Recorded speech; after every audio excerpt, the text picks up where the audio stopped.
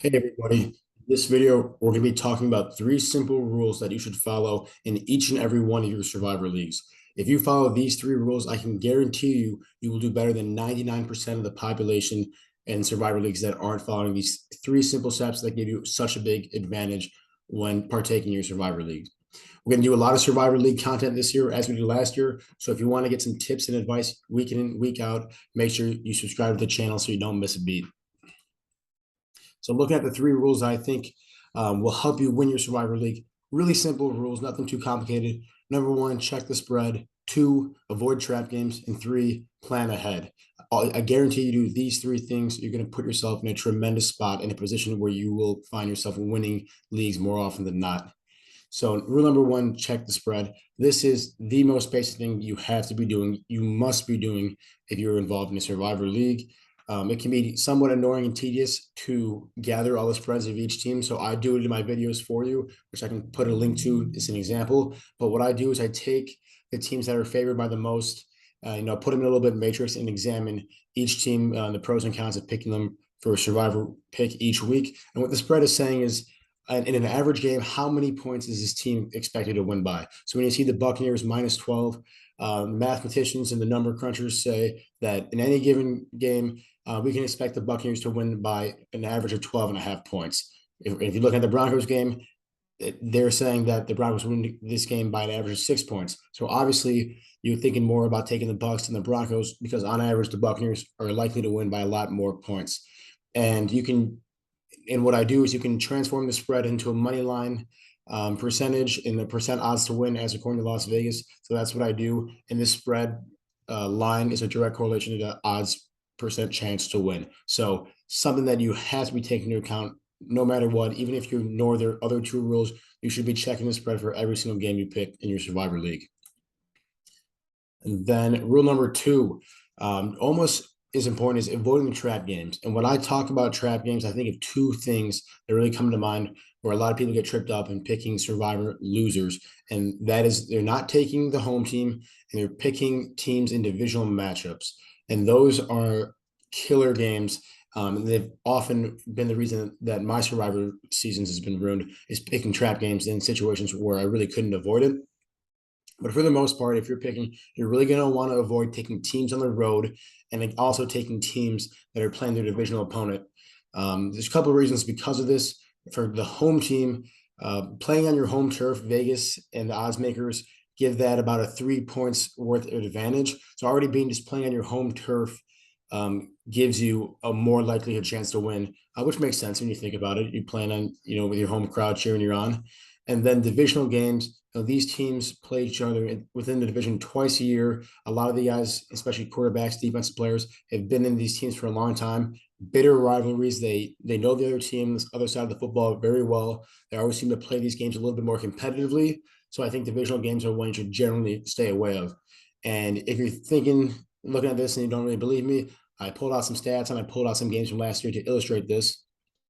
But I looked last year in all of the 2021 season, there were 50 games where the heavy underdog won. And what I described as heavy underdog goes back to the spread. It's a team that was supposed to lose by more than 3 points. So plus 3.5 or larger. So of those 50 games where a team that was favored by 3.5 or larger, they actually won the game outright. 20 of those teams 20 of those wins came from the home team. So again, you're picking your Survivor League pick if they're on the road. 40% of the time, that team is losing because they're on the road playing a home team. 23 of those wins came from divisional matchups, and then 35 of those wins combined. So out of all 50 heavy underdog wins last season, 35 of them came from a team that either was a home team or they're playing the divisional opponent. So basically, what that number means that's 70%. That means if you're taking a team that's on the road or facing a divisional opponent, you are increasingly likely to have an upset or have a loss. If you lost last year in your Survivor League, I can almost guarantee you it was because you either picked a team that was on the road or it was a divisional matchup. Here are a couple key ones to point out for these trap games for last season.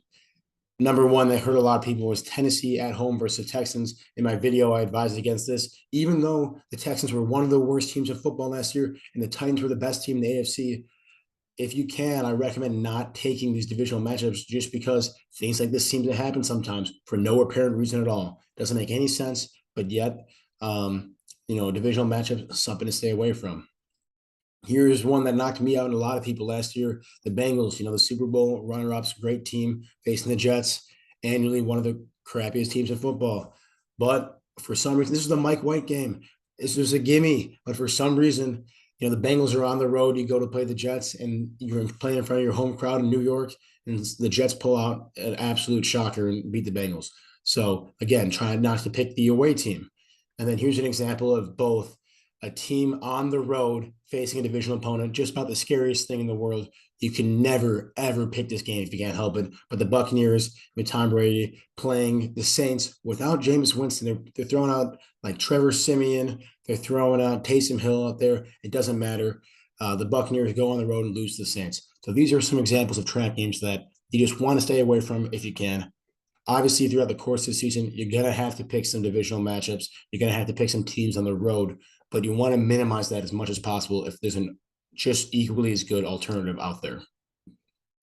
And then the final rule I have is just plan ahead. It's a long season, and not each week should not be looked at in isolation. It should be looked at on a combined basis. So what I recommend doing, this is something I did here, just go online and download the whole season schedule into Excel, or just look at a visual and start looking at what teams, each team is playing later in the season. If I'm looking at week 1, I'm thinking about, maybe picking Denver against Seattle. It's a good game for them, but I see they're also at home against a non-divisional opponent, in Houston, home against a non-divisional opponent against the Jets. Like, these are games that I much rather be picking the Broncos at than in a Monday Night Football game in Seattle, notoriously one of the hardest places to play with a great 12-man home field advantage. So looking at teams and schedules later in the year, planning ahead to who you think you should pick this week or who you should save for later in the season will help in the long run. And when you get some really tough weeks in week 11, 12, and everyone else is scrambling to pick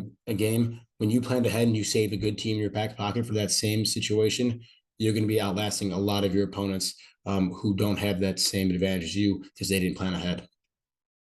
So just to recap really quickly, again, not very hard, guys. 3 rules that you should be doing every single week in and week out when picking your survivor leagues. Check the spread. At the very least, check the spread. It is the most important stat you can check when thinking about who to take in your survivor league. Avoid trap games if all possible. Again, sometimes you're going to have to, but as a general rule of thumb, avoid taking teams that are on the road. Avoid taking teams that are playing against a divisional opponent. And for the love of God, don't take a team that is on the road against a divisional opponent. And 3, and maybe the easiest one, is just plan ahead a little bit. See if there's better matchups down the road that you might want to save a team for. That's a better situation against a weaker opponent weeks down the road. That can really save you in a pinch. So hope you guys enjoyed that video. Definitely tune into the videos I post each week to at least get a little bit of advice or different ideas about who to take in the Survivor League. But if nothing else, again, check the spread and follow those 3 rules, and I guarantee you're going to do very well in your Survivor League this year if you can do all 3 of those things.